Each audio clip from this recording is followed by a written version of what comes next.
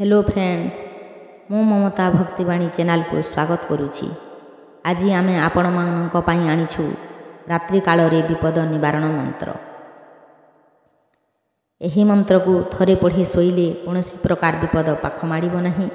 ए मंत्र को संध्या रे बा शयन बेली पाठ करी प्रणाम करी शयन कले देवी विपद और सर्पर भय हुए नाही कि अपमृत्यु मध्य हुए नाही।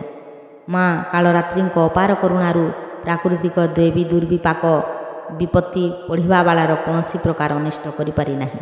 तेणु एहाकु साधारण न भाबी विश्वासर सहित प्रतिदिन शोइबा पूर्वरु थरे शुणी नियंतु। देखिबे कौनसी प्रकार दुस्वप्न मध्य हेबो नाही और सुख निद्रा आसिबो और परिवारर कहार मध्य अपमृत्यु हेबो नाही। एहा निराट सत्य अटे। केवल दरकार दृढ़ विश्वास और भक्ति।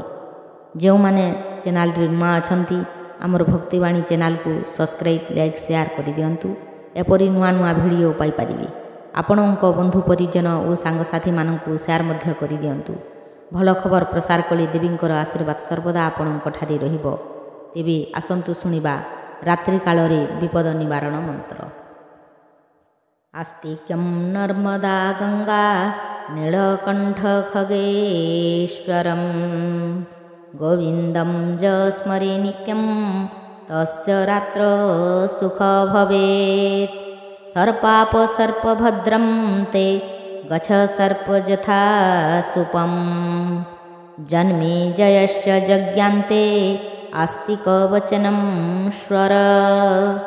आस्तिक्यति वचः श्रात्वा जह सर्पो न निभते सतधा विद्यतमुग्धं गिरिवज्राहते यथा।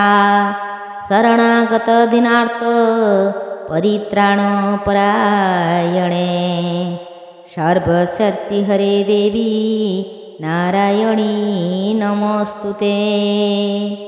जत्वं देवी चामुण्डी जय भूतान्तकारिणी